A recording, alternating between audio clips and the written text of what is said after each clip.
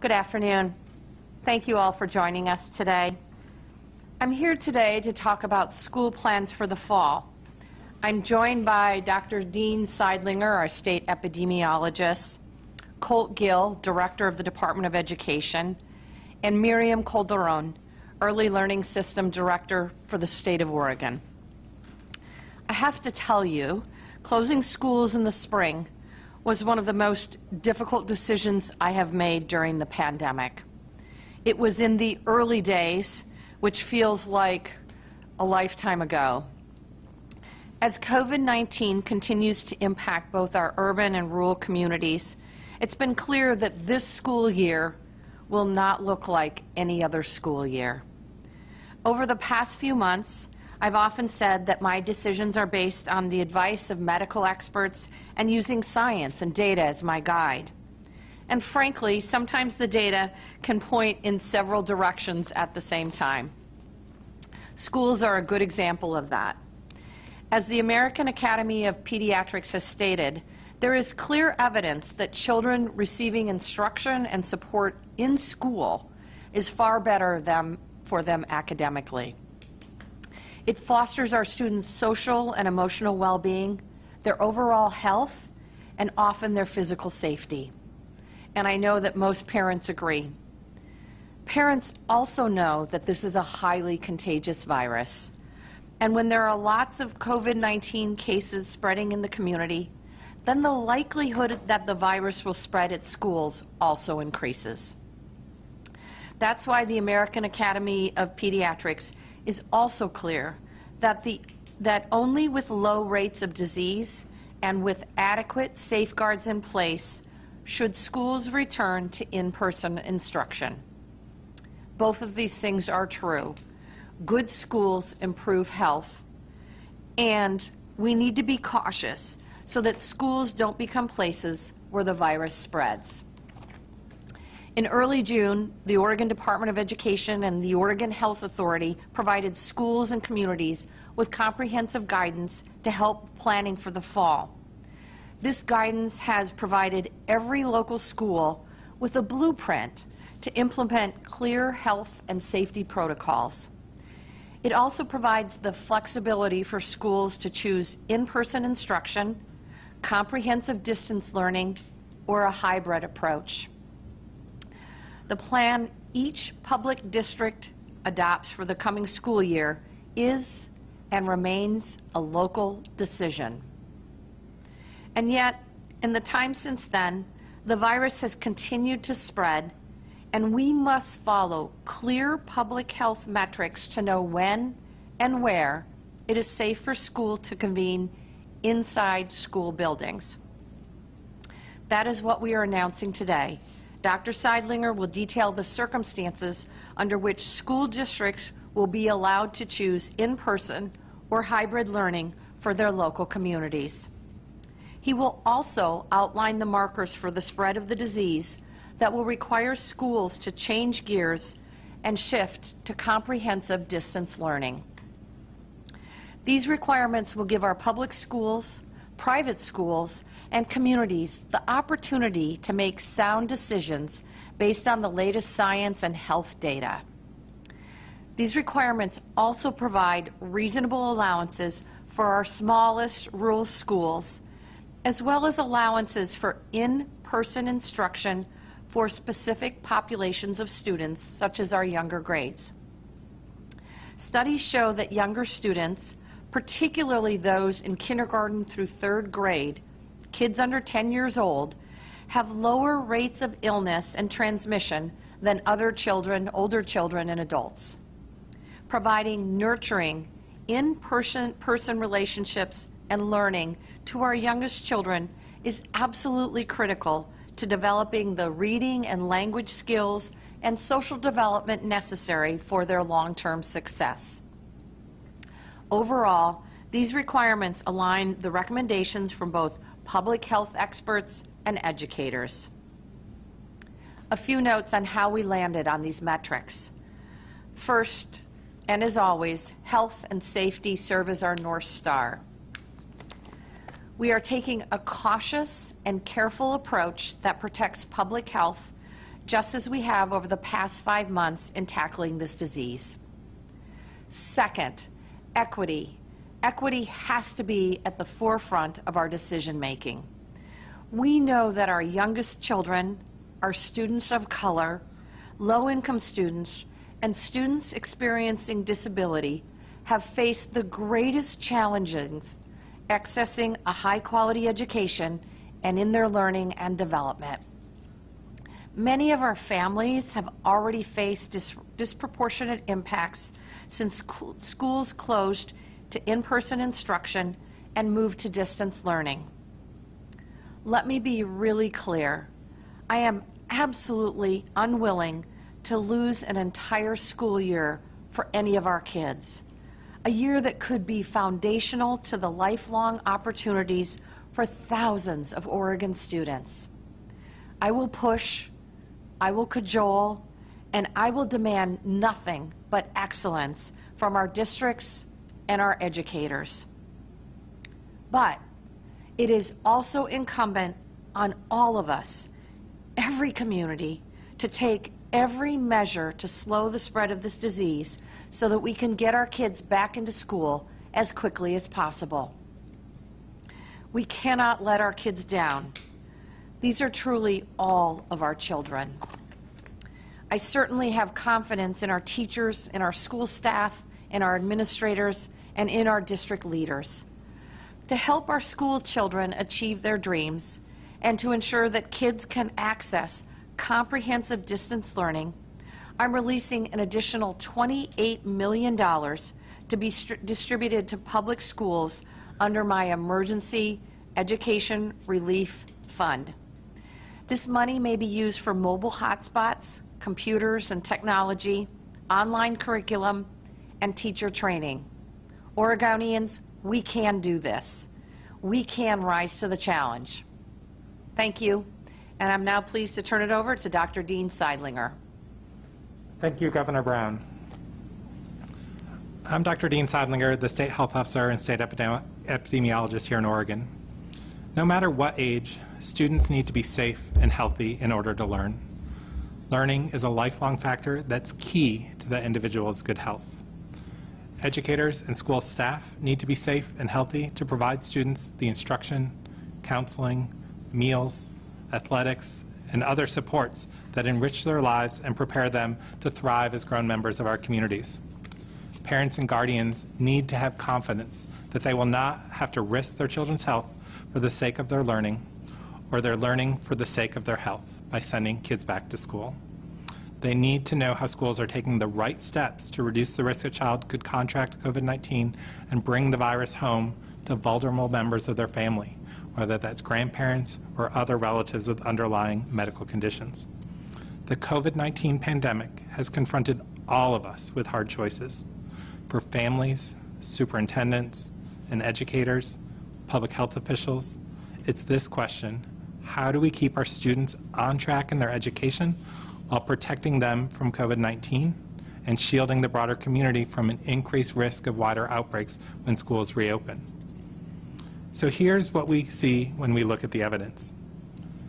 Students are harmed by lost instructional time. Distance learning cannot fully replace in-person instruction, especially for our youngest students. Distance learning can compound some systemic inequities that already exist in our educational system, particularly in our students of color who have disproportionate access to online resources. In-person instruction can increase COVID-19 transmission, and as we learn more about COVID-19, both our models and our real-world experience tell us that coronavirus cases and potentially hospitalizations may rise if schools reopen in high-prevalence communities, where there is rampant community spread. But we also know that COVID-19 poses much less risk to younger students, with data suggesting that children under 10 get the virus at lower rates, get sick less often, and have less symptoms with COVID-19 than older individuals, and seem less able to transmit the virus than older children and adults. We know that some places have reopened schools safely. We can learn from Denmark, Germany, the Netherlands, and other countries that have reopened schools. They reopened schools cautiously and only when rates of new cases were low, testing was available, and that we had support for isolation of individuals with COVID-19 and self-quarantine available for contacts. So there's no simple statewide answer for Oregon. We need to get our students back to class, but how we do it depends on a number of important factors, like the prevalence of the virus, the availability of testing, the capacity of local healthcare system to provide quality care, and the readiness of our public health system to work with schools to contain any outbreaks that may occur. So Oregon public health officials have developed transparent, evidence-based metrics to help school boards and school districts make local decisions based on local conditions to determine how they can safely reopen school to in-person instruction. To do this successfully, there are 3 levels of metrics we're going to present. The first is a set of metrics that represents the level of disease that we'd like to see for return of in-person instruction, whether this be a hybrid model or full on-site learning. At the state level, we'd like to see the percentage of positive tests be at or below 5% in the preceding 7 days over 3 weeks. At the county level, we'd like to see COVID-19 cases drop below 10 per 100,000 in the population in the preceding 7 days. Again, we need to see a trend over 3 weeks of this decreased case circulation. And the percentage of positive tests in that county should also be at or below 5% during this time. There are 3 important exceptions if a school district cannot meet all these metrics. Schools will provide in-person education for students in kindergarten through 3rd grade. It's expected that these in-class options will be offered to the extent possible under their reopening plans. And here's why. Our younger students get the virus at lower rates, get less sick, and are less likely to transmit the virus. And these younger students need access to in-person education to build the literacy and numeracy skills that they need that are critical to their continued learning. Remote and rural school districts with less than 100 students and remote and rural private schools with less than 100 students may also offer on-site instruction. These rural communities often lack the online connectivity to effectively support distance learning, and by definition have small groups and smaller cohorts. School districts may also offer limited on-site instruction to students with disabilities or to support other educational needs. School districts should only prioritize these exceptions if COVID-19 is not actively circulating amongst the school community, the rate in their county where they're located is less than 30 cases per 100,000 in the previous week, over 3 weeks, their test positivity is at or below 5%, again over the previous 3 weeks, and that they comply with the guidance in the Ready Schools Safe Learners guidance that has been produced. But we know, as Governor Brown said, that opening schools to in-person instruction is not a one-way journey. If we see increasing cases in the community, it may be time for schools to consider moving back to comprehensive distance learning. So our second metrics provide some benchmarks for this. If we're seeing the case rate increase at 20 or higher per 100,000 in the previous 3 weeks, if we're seeing the test positivity rate go to 7.5% or higher, these are signs that schools should begin planning and communicating with families and educators about the potential need to move to comprehensive distance learning. And thirdly, if cases continue to rise at 30 per 100,000 or higher and test positivity rate goes to 10%, schools should consider moving to comprehensive distance learning with all but a few exceptions that we mentioned before. So today in Oregon, we are not where we need to be to safely reopen schools. Case rates over the last week were about 50 per 100,000 statewide. Our test positivity is approaching 5%. Our current case rates are higher than they need to be and are higher than they were in other countries when schools reopened. But we can suppress COVID-19 and return to levels where we can reopen schools. We did it before. We'll do it again. In May, Oregon's case rate fell to less than 1 new case per 100,000 people per day statewide. That's very close and lower than where many of our European and other countries safely reopened schools. At this time, Oregon's case rate was lower than that of many countries that safely reopened, and many counties are meeting this metric now. But we all have a role to play. Gather in small groups, keep your distance and cover your face, We're seeing some glimmers of hope as more Oregonians follow this guidelines and Governor Brown's mask requirements. The total number of cases began to decrease in the last week. Our hospitalizations are leveling off, and our test positivity is declining. Our models indicate that transmission rates are beginning to decline, and we could even reach a point with continued cooperation of all Oregonians where the virus cannot reproduce enough to sustain itself at current levels. But we can't relent, especially as we all work together to get schools reopened and students back in desks. I want to thank you for everything you're doing as we fight back against COVID-19 in Oregon, and remember the activities you're taking, the actions you're taking right now help our students return to school and learn across Oregon. Governor Brown. Thank you, Dr. Seidlinger. We appreciate your few notes of hope today. I'm going to turn it over to Director Calderon. Thank you, Governor. I'm so pleased to join the Governor, Dr. Seidlinger, and Director Gill today. The decisions schools make related to early childhood special education, preschool, kindergarten through third grade, and child care have important implications for the well-being of families, especially our most vulnerable, and the long-term success of our youngest Oregonians. Many experts at the national level, including the National Academy of Sciences, have recommended that schools prioritize in-person instruction at the elementary level when it is safe to do so. So far, our state is among few that are working to develop guidance to school districts about how to make that possible. This is because brain development in the earliest years of life lays a critical foundation that impacts children into adulthood. We know that brain development and learning in the earliest years occurs primarily through nurturing and responsive interactions with adults and other children. Young children are capable of working independently on activities, such as cutting with scissors, counting and sorting, practicing letter sounds, but deep learning for children in the earliest years, skills such as learning to read, requires a parent or a trusted adult there to support them for distance learning to be effective. Many families across Oregon will struggle to make that work, not because they don't want to, but likely because all available adults work jobs with flexible schedules, they are essential workers, and/or their work requires them to leave their home. It is also true that some of the most meaningful learning that happens in early childhood education is about helping young children learn how to learn.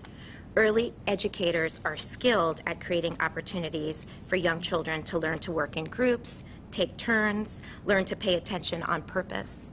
The less available in-person learning is for our youngest Oregonians, the increased likelihood that more children will miss out on these opportunities, and the more uncertainty and stress we will create for our families, especially for those who have been historically underserved.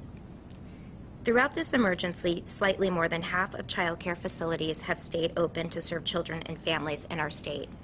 Early childhood administrators and educators have been following increased safety and health requirements that mandate more hand washing, cleaning, limits on the number of children in care, and other changes and adjustments to business as usual. We've heard from families about the difficulties with balancing work responsibilities, caring and educating their children at home, and their concerns about whether childcare is safe for their children to return to. We've seen an incredible effort to support children and families by our child care providers and early education community. For that, we owe them a debt of gratitude. And we have also learned that there is no risk-free choice during a pandemic, and COVID-19 transmission has occurred in child care facilities. As we work to update our guidance for childcare and early education for this fall, the safety of adults that work in these programs remains a priority, and supporting them to implement the appropriate safety precautions to keep themselves, their staff, and the children in their care safe. And we all need to do our part to welcome young children back to school, preschool, and childcare as soon as it is safe to do so. Thank you. Director Gill.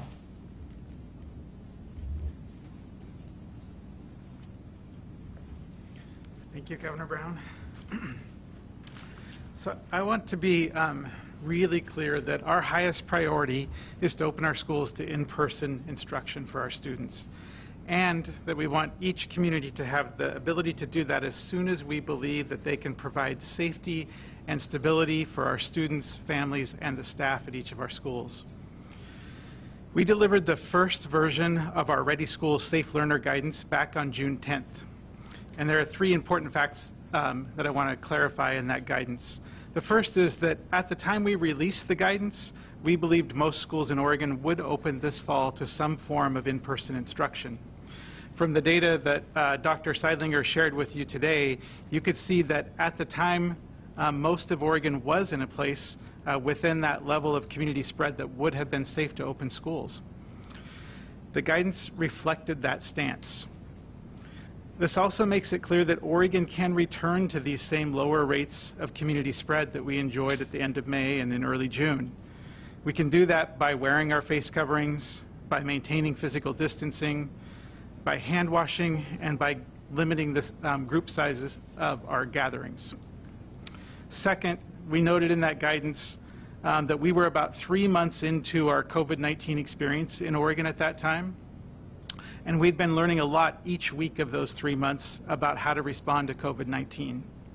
We also noted that on June 10th, we were about 3 months away from opening our schools in the fall, and that we knew that we would learn a lot each week this summer about how to deal with COVID-19 and where COVID-19 would be in the state of Oregon by the time school started. So we planned regular updates to this guidance. It's been updated on June 30th, July 22nd, and then today with this supplementary guidance. The next update comes in mid-August, and each of these updates reflect new stages of COVID-19 spread in Oregon, as well as new knowledge and efforts aimed at mitigating that spread.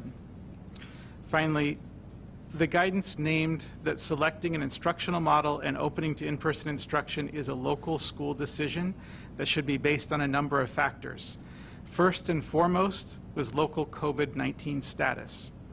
That remains true today. This supplementary guidance helps schools and districts understand their COVID-19 status so that they can open to in-person instruction as soon as community spread is at a level that makes it safe, and ensure that our schools don't become agents of further spread. Based on today's COVID-19 and test positivity rates, many schools in Oregon are preparing to open under comprehensive distance learning. This model of distance learning will look different than it did this spring. This spring, our schools had to close their doors to in-person instruction overnight. Schools, educators, and families rushed to put together the best supports possible on a tight timeline. Overnight, every teacher in Oregon became a first-year teacher as they tried to deliver instruction over entirely new platforms.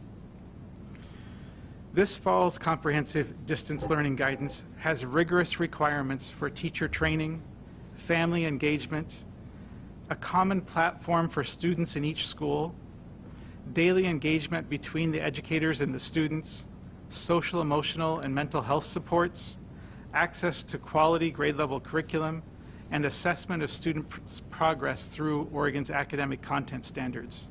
And importantly, equitable internet access and devices for each student. COVID-19 has highlighted inequities in Oregon. People of color and those in our rural communities have been disproportionately impacted by the illness and the economic challenges that it's created. The closure of schools to in-person instruction and move to distance learning in the spring had differential impacts on children and families. Some students were not fully able to participate due to a lack of a device or the inability to get online. Some students experiencing disability, and then younger students, as Director Calderon pointed out, had more difficulty fully participating in distance learning. As schools plan for the fall, using equity as a foundation for each decision is critical. As Oregon moves beyond an emergency response to now in a planned response for schools this fall, schools have an increased opportunity and responsibility to prioritize and target investments for students who have been historically underserved by our system and those impacted by the closures this spring.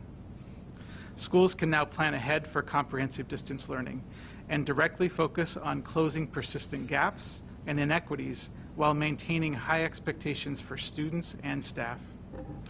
Our guidance names these issues and provides recommendations, requirements, and resources to help, including equity-based decision trees, requirements to maintain access to school meals during distance learning, access to limited in-person instruction to support students who experience a disability, students who are emerging bilinguals, and other students with special learning needs.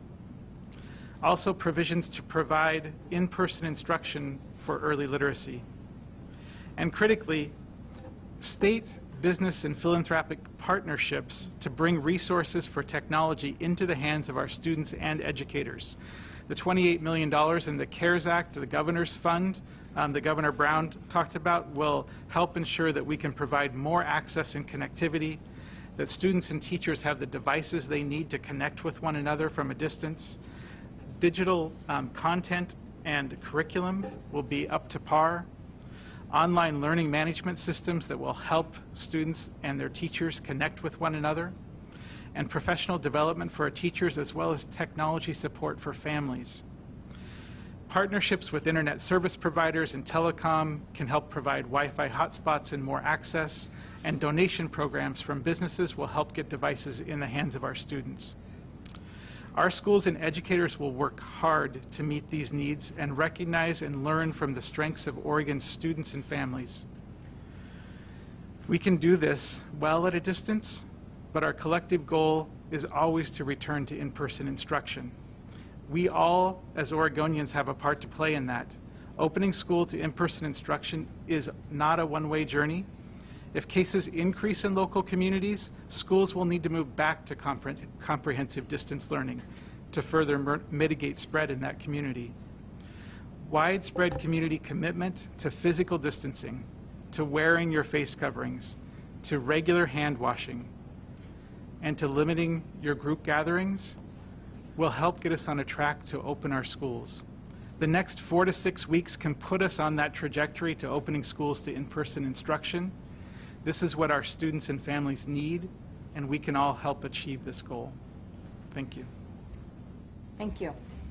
I think, Charles, we're ready for questions. Great. Thanks, everyone, for calling in today. We'll get started with Lisa Bailiff from Moyen. Go ahead, Lisa.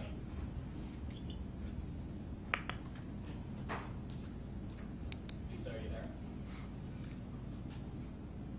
All right, we'll come back to Lisa and go to Pat Doris with KGW. Go ahead, Pat. Yes, hi. Thanks for taking my question. Governor, under your rules, it looks like Multnomah County would have to have about 81 cases per week, and last week we had 453 cases. How are we ever going to meet that metric? Really good question, Pat. As you know, since we began the reopening process, we've seen a substantial increase in cases, not only in Multnomah County, but in communities around the state of Oregon. And I have taken some really strong steps, including requiring face coverings when in public spaces, limiting informal social gatherings to 10 and under, and also making sure we're limiting venue gatherings around the state. But honestly, the decision about whether our kids get back into school, whether it's in Multnomah County or Malheur County, is really up to each and every one of us as Oregonians. We can all play a role in stemming the spread of the virus. As Dr. Seidlinger and Director Gill have said, by maintaining your physical distance, by wearing your face covering, and continuing to wash your hands. We know we can do this, and it's up to all of us. And then a quick follow-up, if I could. Are the districts required to follow these rules, or could individual school districts disregard them and do what they want? Thanks. I'm going to have Director Gill respond to that question. Yeah, thank you. These are a requirement, a directive that set a criteria for when schools can consider in-person instruction. Each community is different, and they will arrive at the decision once they meet the criteria about when and how to move into a hybrid model or an on-site model that may include more students every day. So there will be a transition, and each district is required to develop a transition plan moving both directions so that they can plan for a return to in-person instruction. Thank you. Thanks, Pat. We'll go next to Lachey Wesley with K2. Go ahead, Lachey. Hi, thank you. So my question is, do any areas in the state currently meet these metrics? And Governor, are you prepared to introduce new restrictions in order to lower cases so schools can reopen? In answer to your last question, as I've said before, all options are on the table to restrict the transmission of the virus.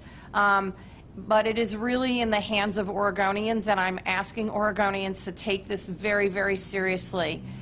It's critically important for our kids to be in the classrooms, and if we can't enable that to happen in the short term, to ensure that they have access to good quality, comprehensive distance learning.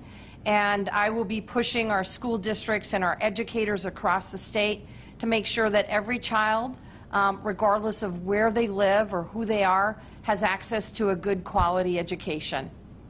Dr. Seidlinger, her first question. Thank you, Governor Brown.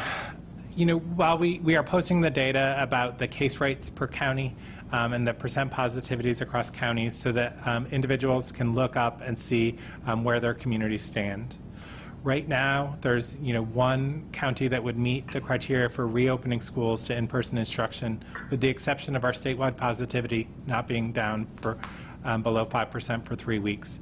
But we know that there are many more counties, about 13, that would meet the criteria under the exceptions to bring back in-person instruction for our kindergarten through third grade students who would most benefit from this instruction, as well as remote and rural schools in many counties that could meet these criteria. What we also see that's encouraging as we look at data in some of the other counties that haven't met this exception for kindergarten through third grade, that many are trending in the right direction. We're seeing case rates go down.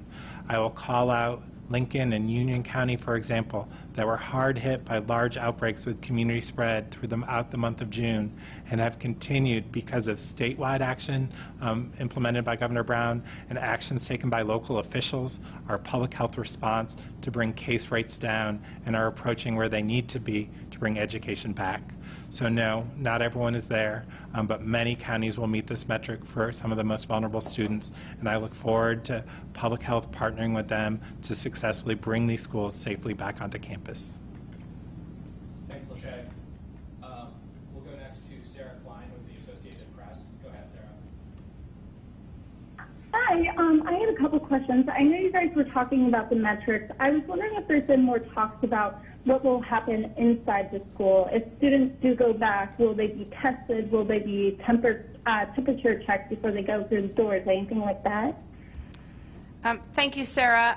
I know that the guidance that the Department of Education put out is 45 pages long, so it's quite extensive, and I'm going to turn that question over to Director Gill. Thank you. So there is screening every day for students and staff as they return to our schools. So when we have school districts that can open to in-person instruction, or even when we have limited cases for the kindergarten through third grade that we're prioritizing, at the moment a student enters a school bus, at the moment they enter a building, they'll be screened for symptoms, and they'll be asked, families will be asked to affirm that the student doesn't have a temperature of above 100 degrees, 0.4. So there are those guidelines, plus a lot more around physical distancing. We require for kindergarten and up face coverings in most settings in schools. And we also have cohorts. So cohorts help us limit the number of students who would be impacted if there were an outbreak. So students are no longer interacting with all the other children in the school, but only with those students in their cohort. Thanks, Sarah. Thank you. Can I add? Sure, please. Go ahead. Just to add, Sarah, you asked specifically about testing. This is Dean Seidlinger with the Oregon Health Authority. I think while right now we don't have plans to test every staff member or student who returns to school, the safeguards we have in place and the metrics we have in place to reopen schools when community transmission is lower, I think serve as measures of safety for for our school communities. As testing increases, particularly testing with quick turnaround, we will have the ability to respond to disease in these settings, and if needed, and if that testing capacity is there and the evidence shows it, to institute more testing of individuals when they arrive at schools. But right now, with the evidence we have and the resources we have, we've put many measures and differing levels of safety in place to safely return staff and students to schools, focusing on those learners who will benefit the most and be least likely to spread the disease in those settings. Thanks, Sarah. Up next, I think we've got Lisa Balick back from Coin. Go ahead, Lisa. Yeah, hi, Charles, can you hear me? Yes. Yes, two questions. One, first for the governor. Instead of running the risk of having students go back to school, there's cases of COVID, and the school has to shut down, and they all have to go online, why not just say it's going to be all online until Christmas break and reassess then, to be able to have the teachers prepare in the next month or so for essentially what could be inevitable? That's a really good question, Lisa, and the reason why I've been reluctant to move all of our education immediately and statewide to comprehensive distance learning or online learning is because not all of Oregon looks alike, and there are pockets and communities around the state of Oregon where we have relatively low virus rates, and so it makes sense to allow them to move forward with in-person education. But the second piece is there's a lot of kids who are going to struggle with online learning. And as I mentioned in my opening remarks, particularly kids kindergarten to third grade, it's really challenging to teach kids how to read online. It's hard to teach kids numbers online unless you have a skilled adult, a caring adult there present for the child. And so we think it's incredibly important to get these kids in the classroom as much as possible. My guideposts have been very, very clear. We're going to continue to work to make sure that our students, whether they're in classroom learning or through distance learning or some type of hybrid, can stay safe, that our teachers can stay safe, and of course that our professional staff can stay safe. And we're also very committed to making sure that every child gets access to a high-quality education. Quick question for Dr. Seidlinger. Follow up on the checks at the school door. Why not do temperature checks, since visually checking when a child is wearing a mask and there's nothing like measles showing on their face, what exactly would they be checking for, and why not do temperature checks? Thank you for that question. I think when we look at the symptoms of COVID-19, not everyone has a fever, and particularly in our younger kids, they don't always have fevers. So we are asking parents to think about the symptoms that are consistent with COVID-19 that their child has had, and for individuals to do those checks at the door to try and prevent the introduction of COVID-19. But as we stated, one of the reasons for returning in-person instruction to our youngest children is because they're less likely to show symptoms, less likely to develop complications, and less likely to transmit the disease to others. So these checks are not going to pick up everyone who has COVID-19. Some individuals may not have symptoms, and that's why we're looking for decreased community spread before we allow this to happen. In our limited experience with COVID-19 and schools before schools closed in March, we did have cases associated with schools. Public health partnered with those school districts and local officials to investigate those cases and to limit the spread in schools. We will continue to have a robust partnership between public health and schools. If a case is identified with a school, if more than one case is identified, we will investigate those cases. Right now, the adults and the children in schools are in smaller cohorts or groups, and so that we can identify who they had contact with, limit their contact, and do our investigations. If students and teachers and staff in that cohort need to go home because of exposures, it won't necessarily impact the whole school. So we will work together on this continued partnership to provide the safety that we need for all individuals in these school settings and provide safety to their families that they return home to. Next up, we have Rachel Monahan with Willamette Week. Go ahead, Rachel. Hi, Governor. You mentioned that all of us have a part to play and that we can together bring down the number of cases. But of course, you're the governor, and I'm wondering what, if anything, you plan to do to bring the case count down in the next couple weeks so kids could go back to school. Thanks, Rachel. As I've mentioned before, I've been very clear that all options are still on the table in terms of bringing the case rates down. We have taken numerous steps in the last couple of weeks. I am talking with other governors in western states to talk about what I would consider travel advisories to limit the number of folks that are traveling through Oregon. As you are probably aware, Oregon is basically surrounded by hotspot states, including California, Idaho. I think Washington's starting to cool off at this point in time. Obviously, I have other tools available to me, and we're working with medical experts through my medical advisory panel, and epidemiologists and physicians at the Oregon Health Authority will continue to make decisions based on science and data. And I'll make the decisions, the best decisions I can with the information I have in front of me at the time.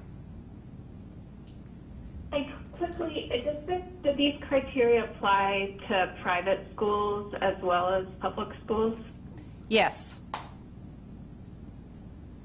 Thank you. Thanks, Rachel. Next up, we have Kelly from KPTV. Go ahead, Brenna. Thanks. This question is for the governor. I wanted to ask about transportation to schools, and maybe this also can be for Colesville and buses. About a month ago, ODE said this was really the toughest challenge, or one of the toughest challenges, and it's one of the biggest topics on families' minds. I know there are updated guidelines in Ready Schools, Safe Learners surrounding health precautions like physical distancing. Can you speak to the routing adjustments and basically how you'll get kids to school on time? Thank you. That's a really good question. I just have to say, I know that this is going to be really challenging for our families across the state that have children in schools. This school year is not going to look like normal. It's not going to feel like normal. I know it's really challenging for our working parents in particular, the folks who are both caring for their kids and working outside the home. It's extremely challenging, and it's going to be really, really hard for kids. I know so many kids that are going to cry when they learn that they can't go to school like normal this year. And so I just want to say, I know this is hard. I know it's not going to look like normal. We are truly all in this together, and we're going to all have to work together to get the virus rates down so that we can get as many kids back into the classroom as quickly as possible. Director Gill, you want to talk a little bit about transportation? Sure. Thank you. Transportation is a big issue, but it is, like all of the challenges for Oregon schools, it looks very different community to community. So in Oregon, we have 197 school districts. About a dozen of those serve 10,000 or more students, and about a dozen of those serve fewer than 10. In rural parts of Oregon, there aren't as many students on a school bus necessarily, but they're there for a much longer period of time. In some of our towns in Oregon, those school buses are serving a number of students outside the city limits, and then they come in and they pick up several students who are actually within the walking zone of the school just to help out the family. And because a lot of our towns in Oregon don't necessarily have great sidewalks in the entire path from a student's home to their school. And then in our cities, many students are walkers, so they walk or bike or ride to school, and that's one of the things that we've been trying to promote in Oregon, both for student health. So we are going to, like Governor Brown said, we're all going to have to come together. We're going to need to make some sacrifices. Our transportation systems will be challenged. We only have a certain number of school buses and school bus drivers in Oregon. The school bus capacity will be reduced significantly when we implement physical distancing. The wearing of face coverings will help with that. Any kind of support that families can provide to help take their children to school will help reduce. And for each community, the routing of buses and the number of bus runs will look different. And they will need to plan based on where students live and based on where the school is located and how safe it is to walk or bike or ride to school. Thanks, Brenna. Next up, we have Eder Campuzano with the Oregonian. Go ahead,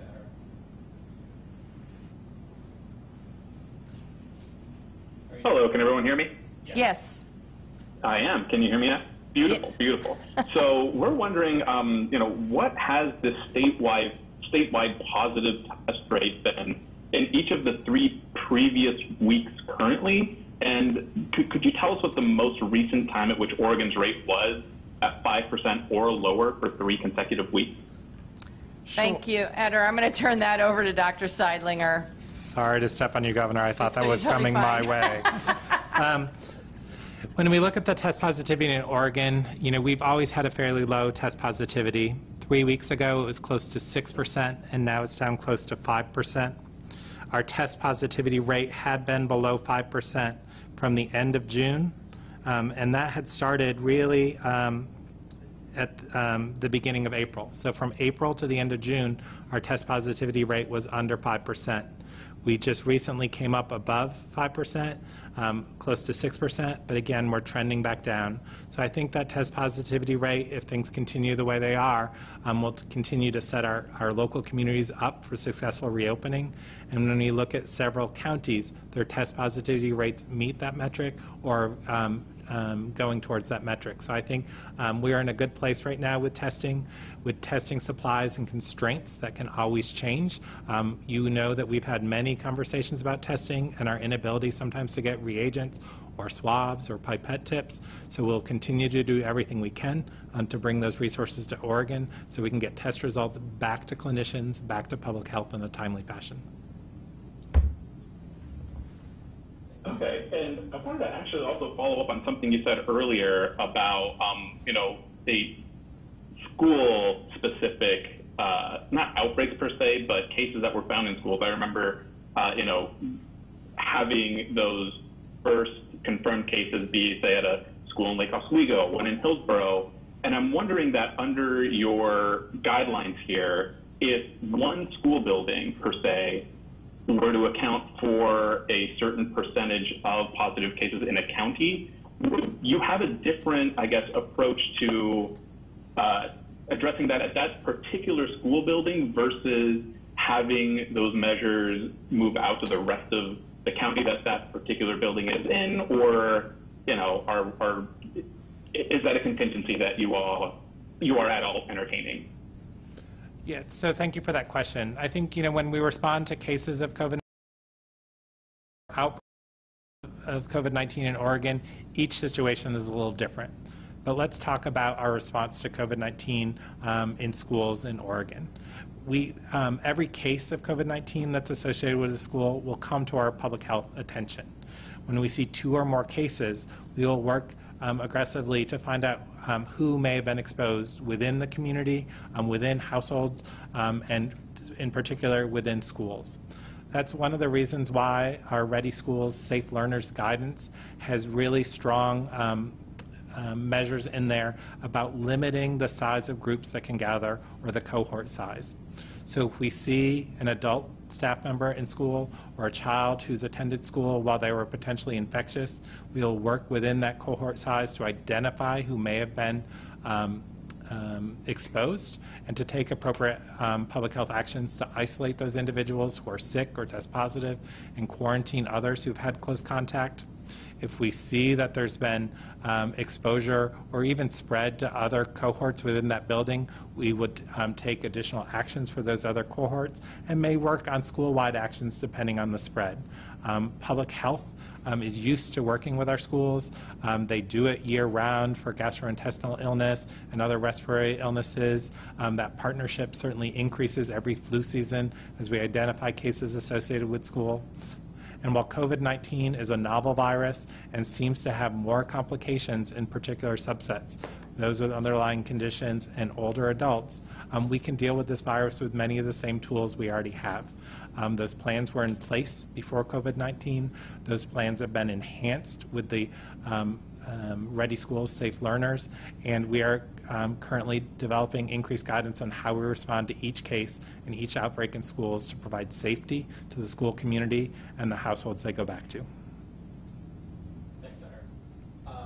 Next up, we have Natalie Pate with the Statesman Journal. Go ahead, Natalie.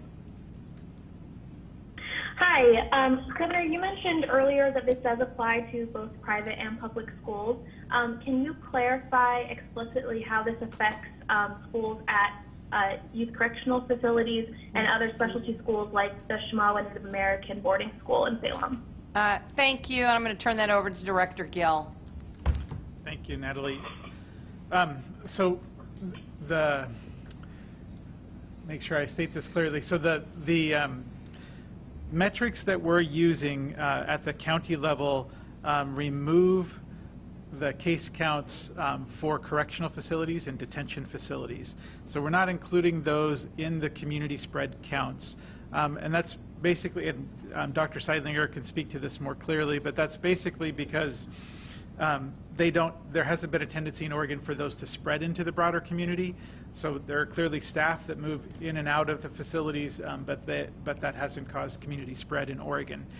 So the converse is also true. We're not going to use the county numbers to determine when it's time to open an educational program in one of our youth correction or juvenile detention facilities.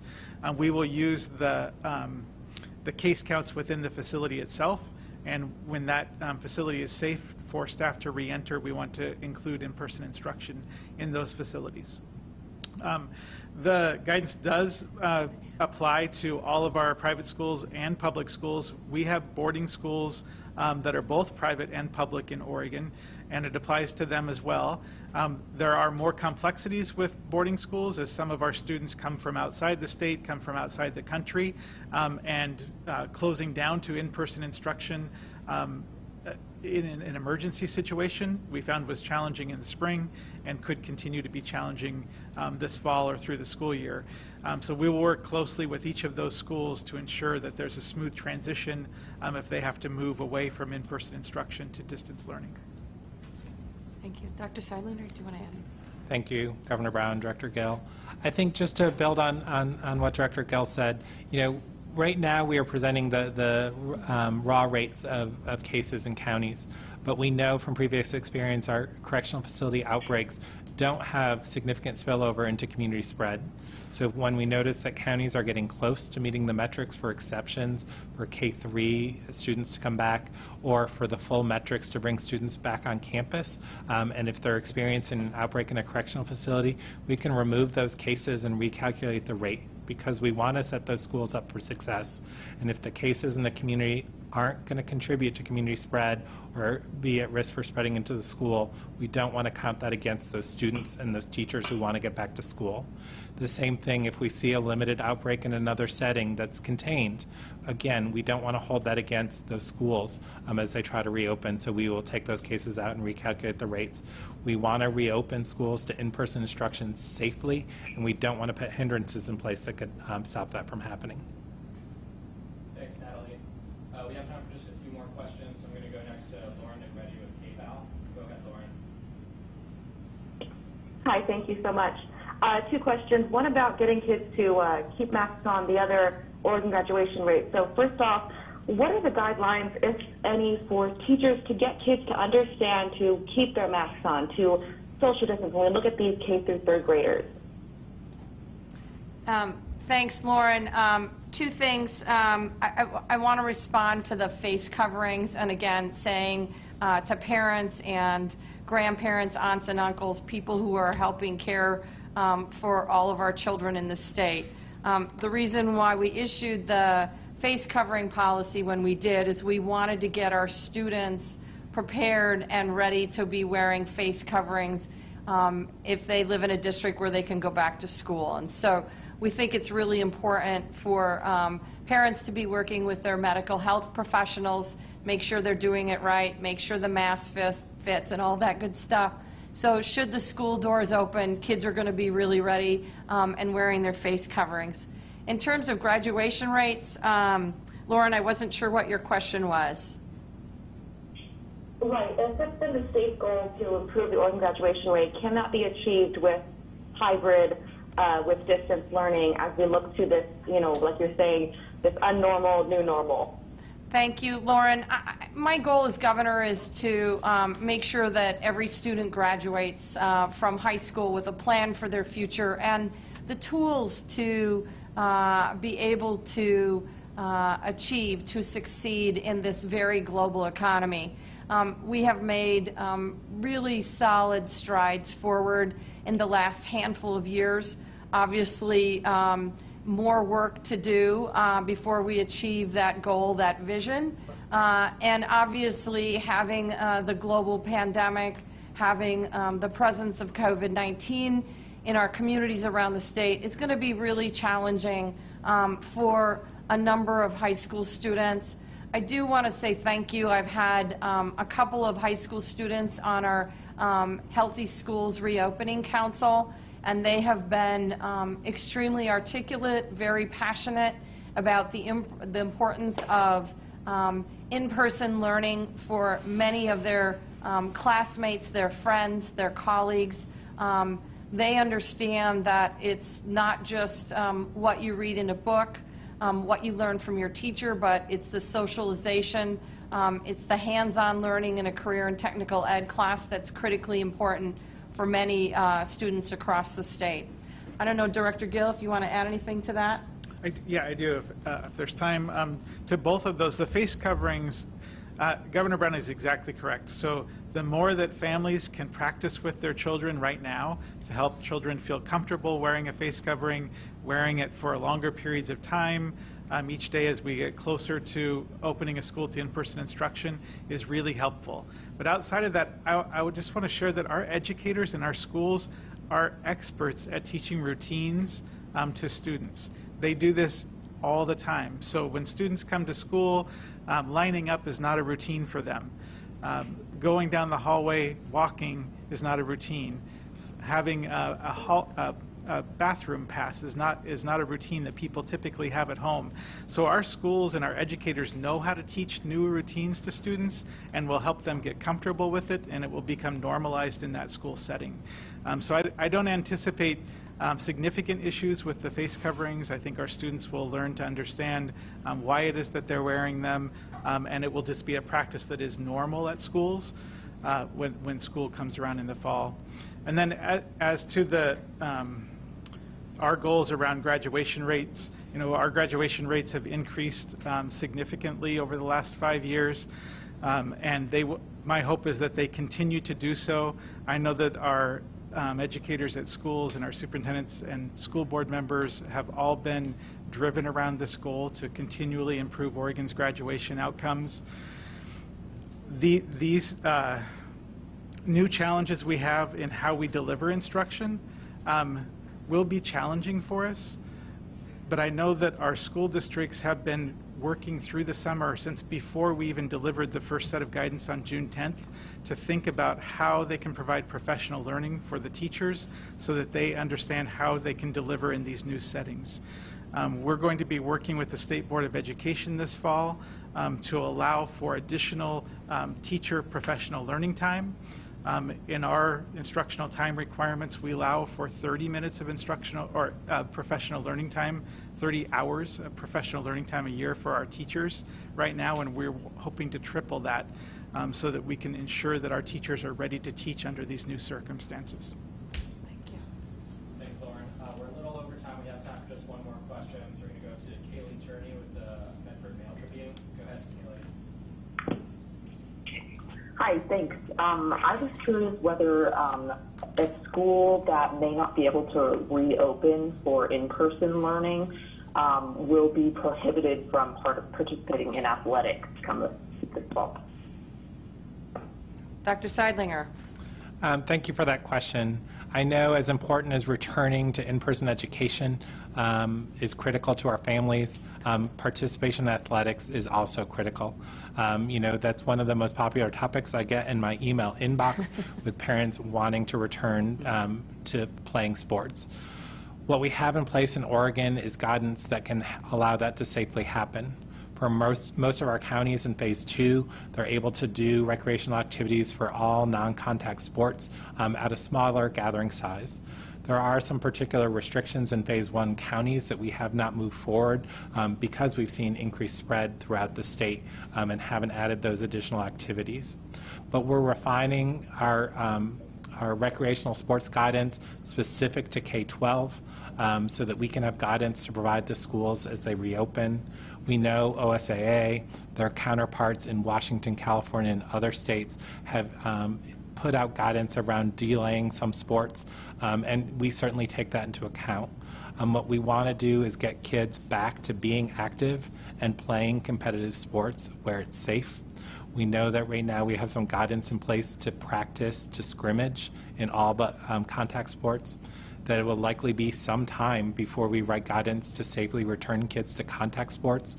We've seen, whether it's professional, collegiate, or even adolescent and youth sports, we've seen spread in these settings, particularly amongst contact sports. We know that we won't be able to have schools compete with the broad array of communities across state lines, across communities as they did before, but we hope to be able to put some guidance in place that can allow for some of that limited competition so students, kids and their families can really benefit from that, and that guidance should be forthcoming.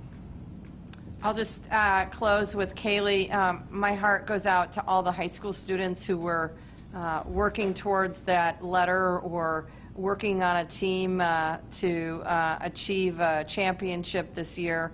The sports year is going to look very different, just like the school year is, and I just know that participating in, whether it's volleyball or don't know about football, but basketball, other activities are so important for our kids' emotional health. It's so important for their physical health, and I know that the sports activities are limited due to the virus, and that this is really challenging, not only for parents, but particularly for our student athletes that have been working so hard to achieve goals this school year.